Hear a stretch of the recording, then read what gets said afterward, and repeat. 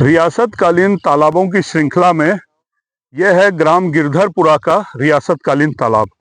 और ये जो ग्राम गिरधरपुरा है ये भी सदियों पुराना गांव है। ये स्टेट टाइम का गांव है और यहाँ पे कोटा रियासत की हाई कोर्ट भी थी, जहाँ तक जो मेरी जानकारी है। और व्यापार वाणिज्य का भी एक समृद्ध केंद्र रहा हुआ है, क्योंकि ये ऐसे पता चलता है जिसको इसकी बसावट है तो उसमें नगरीय सभ्यता का भी आभास होता है। पक्के मकान बने हुए हैं पुराने समय के, जिनमें हर मकान में एक दुकान मैंने देखी है, नहीं व्यापार के लिए। तो ये व्यापार का एक समृद्ध केंद्र था।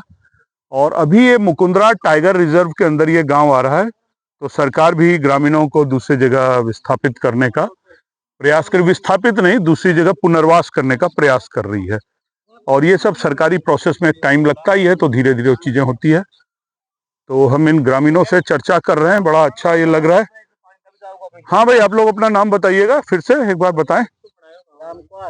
बबलू बाबू नंदलाल जी। तो ये सब ग्रामीण है और हमारे मित्र गजेंद्र बना इनसे चर्चा कर रहे हैं। और इन ग्रामीणों ने बातचीत के दौरान एक बहुत अच्छी बात बताई हमें कि इस तालाब में करीब 150 के करीब मगरमच्छ होंगे, यानी मगरमच्छों की अच्छी संख्या है। लेकिन सबसे अच्छी बात है, आज तक किसी मगरमच्छ ने किसी ग्रामीण पे हमला नहीं किया है।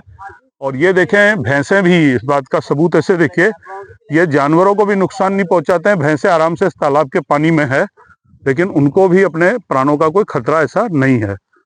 कारण यह है कि यहाँ मगरमच्छों को पर्याप्त मात्रा में उनका भोजन यानी मछलियाँ मिल रही है। और जो भी जल जंतु होते हैं, कछुए वगैरह, तो वो मगरमच्छ क्या है, लोगों पे हमला नहीं करते।